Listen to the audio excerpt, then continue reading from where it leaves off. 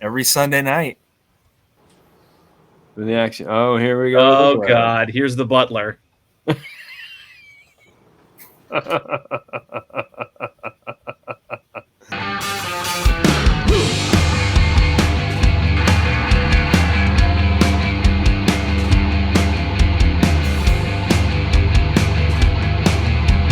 Hey everyone, welcome to another episode of 5 Idiots Talking Toys. I'm Shane, and we are here with another episode of our Sunday night, 6 p.m. Eastern Time podcast. You can find us on YouTube in video form or on your favorite podcast app. Give us a subscribe, like this video, and comment, please, as well. We'd like to hear your feedback on what you think about the topic of what vintage figures should Kenner have made for the original Star Wars trilogy. What characters in the movies should have been made into 3 3/4 inch figures, and they weren't. What were the biggest misses there? That's what we're here to talk about tonight. So thank you for joining us. You can find everything about our podcast, our show, at 5idiotstalkingtoys.com. You can find our merch store there, our links to our socials, our group Rogue 5 Toys, where we put up collectibles for sale throughout the week, and we just have a lot of fun there. So join us there as well. Let's bring the boys in. Tonight we have John Walden, Brandon Alamo, and Christopher Wildminster. How are you guys tonight? Just want to start the show by saying thank God Shane's off the front screen because he's not freezing anymore. Was I freezing? Yeah, you froze a couple of times. Yeah, I mean, do you have a blanket on over there? Yeah. Sorry. We'll have to see how that turns out. Might have to reshoot. Sorry to all the fans at home. No, all right, guys. It's all good. Okay. All right, good. So let's jump into the topic. It's a topic that's been discussed before. It's an engaging topic. We all collect the vintage Star Wars line, the Kenner line, and there are some obvious misses, but there's some not so obvious misses of figures, characters. Excuse me, I should say characters that could have been figures. And another little interesting thing to pepper in there is there are some folks out there making customs. There are some companies making 3 3/4 vintage style figures to try to fill some of those gaps in. Let's go ahead and kick it off with Christopher is chomping at the bit. I know he's got a figure locked and loaded that he wishes they made. Dying. He's dying to get in there. Go for it. There's actually 2 figures, but I'm only going to go through the one now. How do you get 2? I get criticized when I say 2. But I don't say 2. You actually go ahead and say it. Why don't you tell us 2 then? I'm only going to give 1 now. Okay. So the one figure I actually wish they would have made for whatever reason is Bartender R2. And that's when R2 is on the sail skiff and he has like the serving tray on him with all the little drinks and stuff like that. I think it would have been pretty funny to have that, as a figure. And I've seen that figure in other forms, modern style. I think there may have been a Lego figure, or I saw another modern figure where they had the whole attachment on top of R2. No, it was one of the modern lines. Was it? Okay. Yeah. Power of the Force 2? I've seen it. I don't think so. maybe, or the vintage collection or something. Yeah. I've seen it. They have it, but they don't have it in the vintage. It would have been actually a good have. figure. Yeah, I think they released it on a 4-figure box set that might have been a Disney Park exclusive as well. I think I've seen it before, several times. Yeah, it's a fun one. But that would have been fun to have. When you go through the figures, you just sit back and you wonder, why did they make some of the figures that they did? Yeah, they look cool, but there was zero airtime. They're just background space. And then you got this obvious character that actually had airtime, and they don't make it. So that's my one figure. And one of the most expensive figures like that is Jack Face. Yeah. I mean, he was barely in. I don't even remember him from Return of the Jedi. So stay tuned for our next episode where we go over the worst figures that were made and why were they made. Yeah. But I mean, yeah, you're right. That would have been a cool figure to have for sure. Well, to debate it for a second, I think some folks might say, to answer Chris, that they made the pop-up R2, right? And that is basically the R2 one scene later on the sail barge, launching the saber to Luke. Yeah. But would have been pretty cool to have that, either that as an accessory or as an alternate release. Yeah, I still like my Bartender R2. Yeah, so I think you're right, Shane. They could have just added a little serving tray with some drinks on it or something like that. Or I know somebody probably makes custom ones of those that you can add to your R2 now. And if not, I probably just gave somebody a really good idea for a 3D model for that. But that's a cool one. Yeah, if anybody watching is aware of anybody who makes an accessory like that, whether there's a blueprint out there for 3D printing or what, please comment below. We'd be interested to hear. Let's throw it over to Brandon. Brandon, what is the figure you most wish you saw in a vintage release? So one of my favorite scenes in A New Hope was when Luke and Han don the Stormtrooper outfit, or the Stormtrooper disguise, when they're taking Chewbacca through the hallways there. So my figure that they should have made is a Han Stormtrooper. Now, this is the Power of the Force 2 release. The exclusive. Is that the mail away? The mail away. That is correct. From Kellogg's, Fruit Loops, right? by the way. Fruit Loops, Kellogg's, yeah. I don't remember exactly, but I remember getting this in the mail. This was not my childhood one, but one that I found for $1 in a pile somewhere. But that is a figure that I think they should have made, and I think this so happens to be the first produced Power of the Force 2 figure, is what I heard, since it came out before I think so. the line did in that 95. was to hype it up, yeah. So this was the first figure that came out for the Power of the Force 2 line. So, and everybody knows the story, and how Luke was at. Well, I don't know if there's much of a story, but how Luke, Stormtrooper, was just added on as the last 17 figure, even though it came from the first movie. So that was kind of a weird one.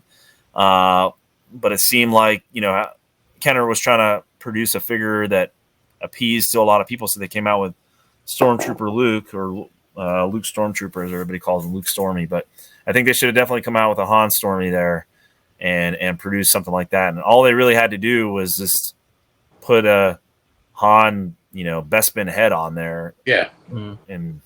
Or a Han, Carbo head. And the Bespin head, I think, would have been the best fit for it. You could have used the exact same mold as Luke Storm, just change the head, and that's it. Same helmet. Yeah, that's all they had to do. It's very, very simple. I don't know why they didn't do that towards the end there. Instead, you guys mentioned Yakface, but instead we got, an Imperial dignitary, because completely different mold, a figure that was, worthless. But stay tuned for another episode on no accessory. Pointless. Yeah. Pointless. Well, Hasbro definitely learned the lesson from Kenner not repurposing that Stormtrooper body, because now they just repackage, repaint, re-release figures left and right. So I wonder what blaster he would have had. A V1C solid black? I remember when those Luke Stormies came out, and I think a friend of mine got one. He's like, you're not going to believe this. You can take the helmet off, and it's Luke Skywalker. Now, did he tell you that in the quad on the way to class at college, John, or where was that? I was in junior high, thanks. No, it was when John was working on cars, and his first job was a car mechanic, and his buddy was like, hey, look at this. Hey, check this out. Look under the hood of this baby. John was 27 years old when he got that call. 27 years young. 27 years young. What did you guys think of that Han when it first came out? Because it's got like this puffed up, like, the Rock body, and it's got like a Uncle Joey, Dave Coulier from Full House, like, head on it. I liked it. Pull this up. I actually loved it when it came out, because it came from a cereal box or a mail away, and I thought it was the coolest thing that I still remember getting this in the mail and looking at it and being really stoked about it and real happy with it. Yeah. You guys have to remember, me and Brandon really grew up with the Power of the Force 2 line. Yeah, it was kind of our age. So same thing. I got the Power of the Force 2. I loved them. collecting them, I love them. When I mailed away for the Han Solo and the Ghost of Ben and all that stuff, Oh yeah, God, it was so much fun. it brings me back, that way. When I see them, I always look at them and chuckle at, how silly they are. But back then, that's all we really knew and all we could really afford, Exactly. Yeah. You remember Monkeyface Leia when she came out? Yep. Monkeyface Leia. That was the worst. Well, the orange card, The original- Power of the Force 2. Yeah. She looked horrible. Yeah. Yeah. And there's been quite a few Leia figures that have been released over the years that are not so attractive. Just don't understand I don't understand why they did that. I don't either. But that's another episode worth. So, John, what is your figure that you wish they would have made? My figure And please don't say B wing, Y wing, Z wing, M wing. U-wing. Oh, U wing. I wanted Biggs Darklighter. And one of the reasons why I wanted Biggs Darklighter is because when I was a kid, we weren't allowed to go to the movies. And when Star Wars came out, I got the Star Wars storybook for Christmas, along with some figures and stuff like that. And don't ask me how I was able to get those figures. I guess because they were popular and, but we weren't allowed to go to movies. And so I got the storybook, and there's a whole page that tells the story and talks about Biggs Darklighter, and it shows a picture from the movie with Biggs Darklighter and Luke Skywalker walking through at Tashi Station or wherever they were. And I was like, when I finally saw the movie years later, I was like, where's the scene with Biggs Darklighter? Wasn't there a scene with Biggs Darklighter?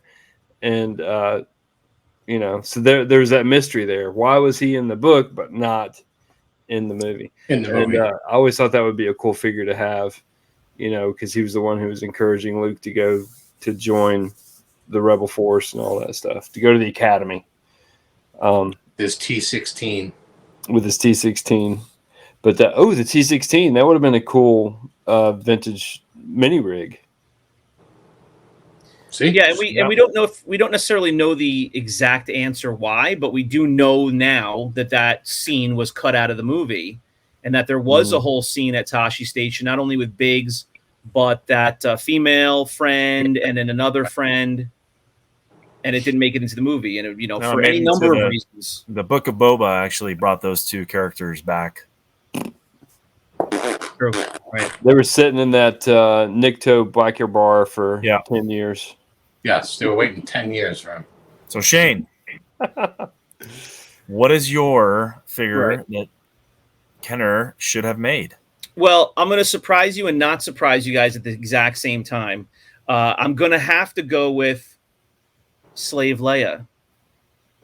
Whether you want to call her Slave Leia or not, I saw somebody comment the other day and call her Leia Prisoner, Prisoner Leia or something like that. Disney's trying to get away from the slave name, both with her figure and also with Boba Fett's ship. I get that was her name. That's how they stated her name for Power of the Force 2. Leia in Prisoner's outfit, I think. Okay.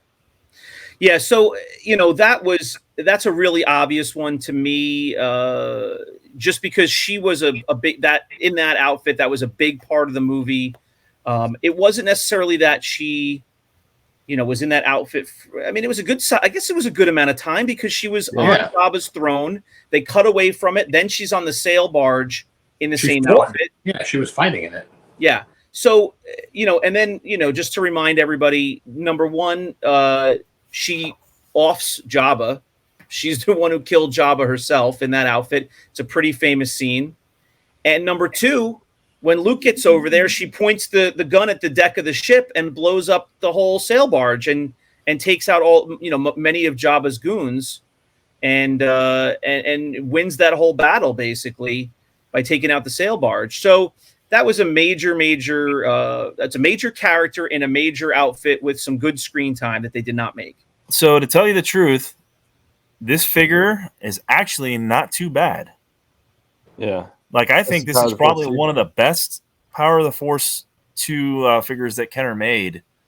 Like, as far as the sculpt and The likeness and face, stuff. the likeness, the hair, I think everything. I think it's one of the best figures they made. As you smell, Brandon, you like everything else. It smells good. Yeah. And She smells like plastic. one of the early her nails were painted too. Hey, I know people that sniff hair. I'm not one of them, right? Brandon ain't no hair sniffer. One of the early Black Series figures they made was Slave Leia, and it was not a great figure. She's got all the articulation, you know, at her elbows and her wrists. And because she doesn't have clothing on, it's very obvious the joints. The joints are very obvious, and it's not a great looking figure. People were excited because it was a highly detailed version of the figure that, you know, every guy loves the outfit of. But it's not a pretty figure because of all the joints and everything all over the place. Yeah, that's definitely one of the figures that teenagers wanted. Yeah, like I think everyone wanted, but I actually can understand maybe why they didn't. So yeah. But another figure that I can't understand is that one right there. Yeah. Why didn't we get a Tarkin? I no idea. The main character in the movie, and he did not get a figure. A main character. Yeah. But they decided to give Death Star Droid a top 20 figure. A Death Star Droid. I think a lot of that stuff early on was just scrambling to find something that would appeal to kids. Again, another figure that all that needed was a change of a head. Did he come with a weapon? This one came with an Imperial blaster. Oh, wow. Which he didn't even need to come with one. No, he didn't even have a blaster in the movie, did he? I don't know. He didn't have anything. All they needed to do was use the Imperial commander. The interrogation droid slap gray hair on him. That's what I was just going to say, John. The interrogation droid would have been good with that. Yeah. Yeah. He could have been last, 17 or whatever. I mean, I would have kept the line going. Would have been great. With a couple of other figures on there that I think I just really want to know what the thought process was behind not coming out with some of these figures that were main characters. I mean, you came out with Luke Stormy at the end. Why not come out with the Grand Moff Tarkin, just to seal it all off there? Not sure. Yeah. I would have liked to see Luke and Dagobah when he was training with Yoda. Yeah. Yeah. And that was one of the first figures they came out with on Power of the Force 2. So they had their first 12, but he came out, I think, the second line. Yeah. He was in it. Yeah. And that would have been an absolute great figure to have. They made the backpack in the original one. They could have slapped, they could have made the figure and just slapped that right on. They made the whole Dagobah playset. Yeah. Yeah. But no Dagobah figure, technically. They made Luke Bespin, which is great. Yeah, the Bespin Luke, but yeah. How are you going to make the Dagobah playset with the levitating boxes and, all the interaction for kids that there could have been there if you had Luke in his training outfit, there? Some of this, I agree with Brandon. I agree with Chris and Brandon. I have to believe some of these, they just decided early on, like, hey, our 5-year-old boy's going to want to play with a Grand Moff Tarkin figure, as opposed to some generic Imperial. We'll just give them an Imperial and they can get as many as they want. But on the other hand, like Brandon said, they could have gone back towards the end of the run and said, like, hey, this is an amazing actor. He was one of the main characters in the movie. Let's do it. Let's not do Imperial dignitary that's on the screen for 1.8 seconds and nobody knows who he is. Or let's give Anakin Skywalker, who wasn't even in the movie, he was a ghost, and let's give him a figure, and all he is a big blouse with thick legs and no accessory. The same with the Imperial dignitaries. Yeah, wearing. I understand. I understand appealing to their audience of the children that were going to buy these figures and stuff like that, and I do understand that the making money aspect, but I just don't understand towards the end when they had a couple, I call them maybe throwaway figures that they obviously put in there just to produce. I just don't understand why an Imperial dignitary, a General Nadine, Like, Prune Face. in the beginning, when they made figures, they had the vinyl cape Jawa. And why did they stop making the vinyl cape Jawa? Because they felt like they were ripping people off by not giving him a cloth cape because he was half the size of a normal figure. Correct. So now why would they make figures like Anakin and Imperial with no accessory whatsoever? So they felt that way in 77, 78 that they were ripping people off. But then towards the end, they just went straight out ripping people off. This is true. Yeah. I don't know. So But who they else, did come boys, with a coin. anybody else you can think of? Oh, I have a quick question for Brandon. Yeah. Is that Grand Moff Tarkin? Did he come with the Escape from the Death Star game? The retro? He is, yes. Yeah. Okay. I bought the game and I took the figure out. Yeah. I've got the Hoth Ice Planet game. Oh, did that come with a figure too? It comes with a Luke Skywalker, snow speeder pilot. Nice. Yeah. This one, Really cool. This whole game, it was brand new. I bought it for $10. I was like, I just bought it for the figure, honestly. Yeah. So now, did you ask permission to rip that open to get the figure out? Who? Yeah. Who does he ask? He should have asked. I know who he should have Myself? asked. You should have bought it. You should have been a person. I didn't open the mock. Oh, Brandon's frozen. Oh, Brandon's frozen now.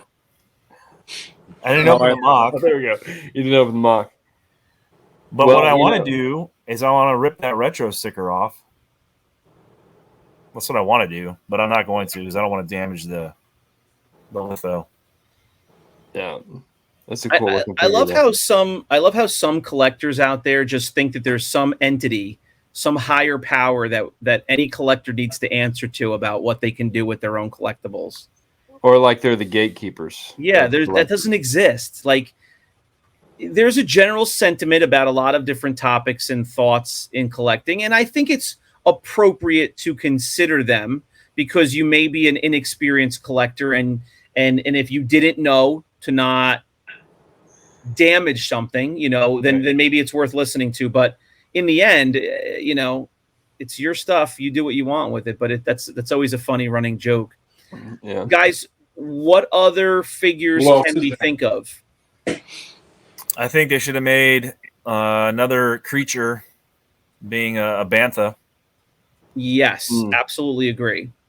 I don't know how they would have made it with fur or whatever. I mean, they made a tauntaun with fake fur, so why couldn't they have made a bantha with fake fur? I think that would have been a really cool figure. It's funny that you mentioned Bantha because I read something today. It was a throwback to some Star Wars history. Do you know who the quote unquote actor was for the Bantha? An elephant. It was an elephant. They loaned out an elephant, and I saw the fur. I saw the horns, how they attached the horns. I saw how they did the whole muzzle to cover the elephant trunk. It was really, really interesting that was There's a couple pictures that show the trunk underneath there when it's walking around. It's pretty neat. Yeah. Yeah, and then there's the one scene where there's a second bantha in the background, and they said they just achieved that by doubling the image. It was only one elephant, and they doubled it, and that's how they got a second one in the background. Wow. Yeah, very cool. Pretty cool. How about, we've talked about this off air a little bit, so I think we're ready to throw some more names out, but how about Uncle Owen and Amberoo? Not the most exciting characters, but they were significant characters in the first movie. They were significant characters. We now know, fast forward to 2022, we know how much they cared for Luke and how they raised him basically, obviously his whole life. But just in terms of us as kids, vintage figures, that wouldn't necessarily been the most fun figures to play with, but there's no family, right? Well, they could have had Amberoo with the blue milk. Yep. True. Yeah. And Uncle Ben with the wrench. Yeah, or you talking about the skeleton or the non-skeleton? Probably the non-skeleton. The black burned skeletons. So think about this. So R2-D2, he has all these little compartments and all these tools and gadgets. and then you make an FX7 figure that has the legs that come out of his body. So why didn't they make an R2 with different slots that could come out of his body with all different instruments and tools? That would have been a cool one. So like he has a saw in Jedi when they're stuck in the net, and he cuts them out of the net. Like, you mean to tell me they couldn't make a figure where all these little pop-out things pop out of his body and he has all these gadgets? Yeah, and he has the comm link, too, that pops out in A New Hope. Yep. Well, to play devil's advocate, they made 3 R2-D2s, right? Like, at some point, and they made how many R2-D2s are we going to make? Skywalkers. Yeah, it's true. Okay, so here's one that I think everybody would agree on. I love that he's freezing and his video's not working out because he gave me such crap. I love it. Am I working now? I can't even tell if I'm frozen or not. Oh, we can. You can't. We can. I'm getting the little Wi-Fi signal that Shane was doing. He gave it to me. I passed it over. It's the computer COVID. Yeah.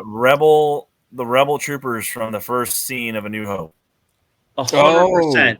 100%. What do they call Tantive? Whatever Tantive or crew or whatever. Yeah. The Rebel troopers, but I mean that's an army builder. So for every kid whose parent somehow relented and got him multiple stormtroopers and multiple Imperial, pilots and all that, that would have been an army builder. They would have sold a bunch of those.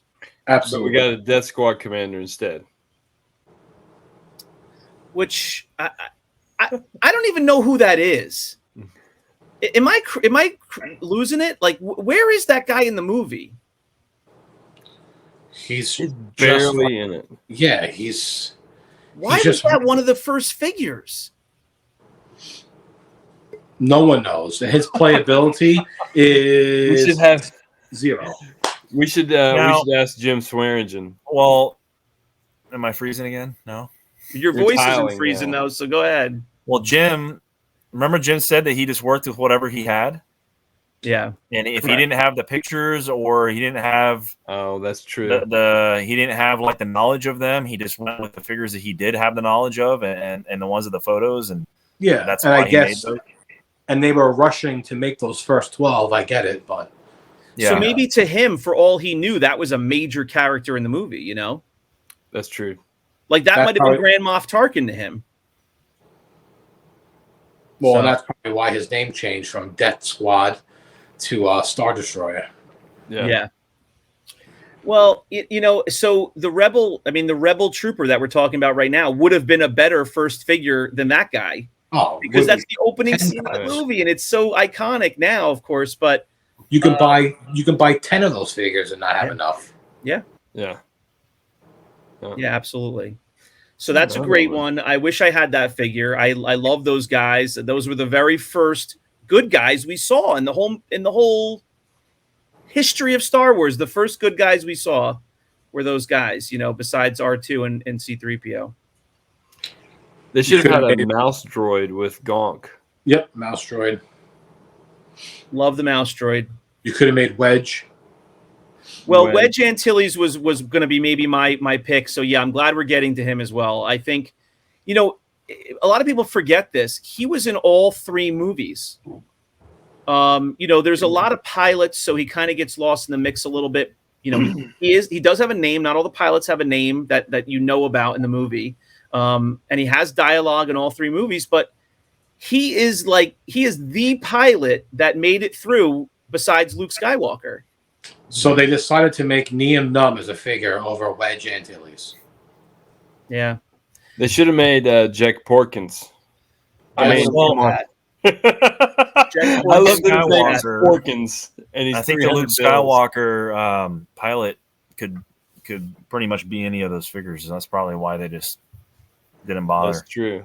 Right. And you look at the face, sculpt, you want to call it back then.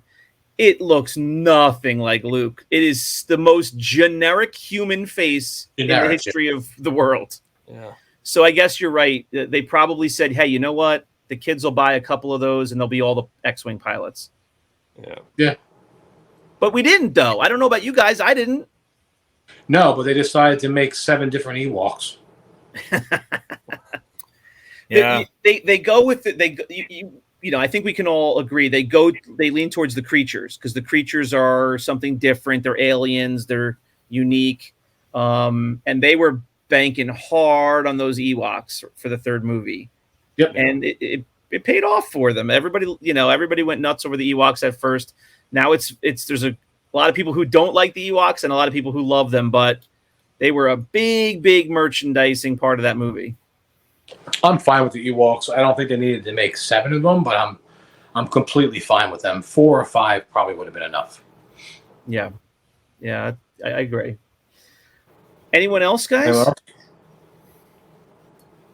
There's always one figure that they made in Power of the Force 2. I was very happy when it came out. I remember I literally ran to Toys R Us the day it was coming out because we kept on calling, and it was Luke in ceremony gear. When he so he had like that brown vest on, and it was just a cool figure. Even Leia was wearing a different dress and stuff like that. Yeah, ceremony Leia would have been really cool. It was just a cool figure to get for Luke because I was very excited when that came out.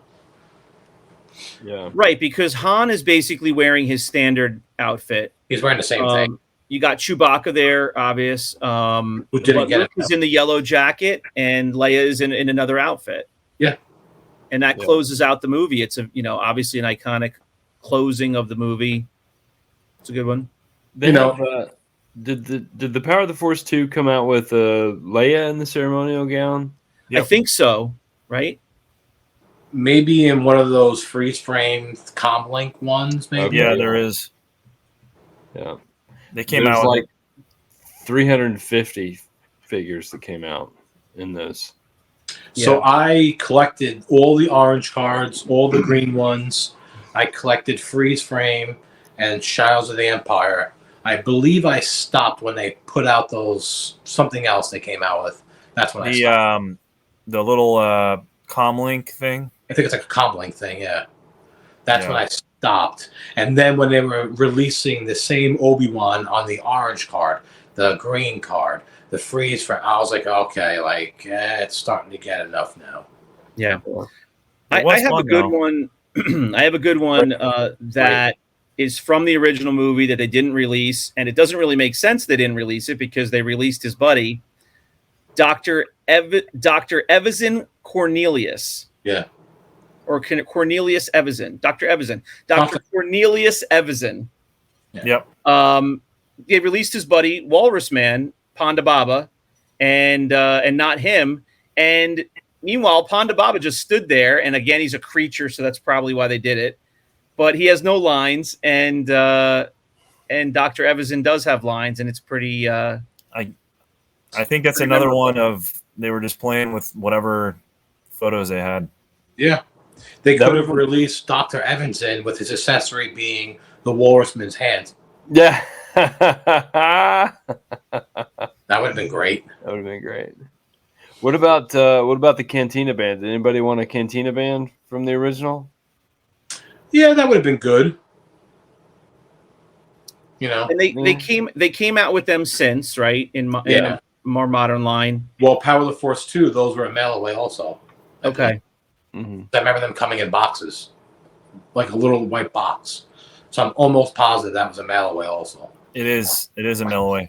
Okay. Now in Power of the Force 2, they also came out with the whole bar, right? Oh, or is that more modern? It's made out of cardboard or paper. Oh, okay. What was that? The bar. At some point, they came out with the bar, the cantina, the Tatooine cantina, or the Mos Eisley cantina, in some form. Because I know that there's somebody that I came across at one point that was trying to rebuild the scene. With Power of the Force 2? That was my question. Oh, sorry. Yeah, there was like a paper, I think another mail away thing that you could get. It was like hard paper, like cardstock. Wait, where do we? There we go. That's yeah. I remember the writing. Aliens. I mean the band. Yep. The tape is off of it, so. Uh-oh. Somebody won't kill me, but yeah. We just lost 4 subs. We just lost 4 subs. But this has already been opened, apparently. Did they come with an instrument? There should be a baggie of instruments. Yeah. There should be a baggie of all the instruments. Oh, incomplete. I got ripped off.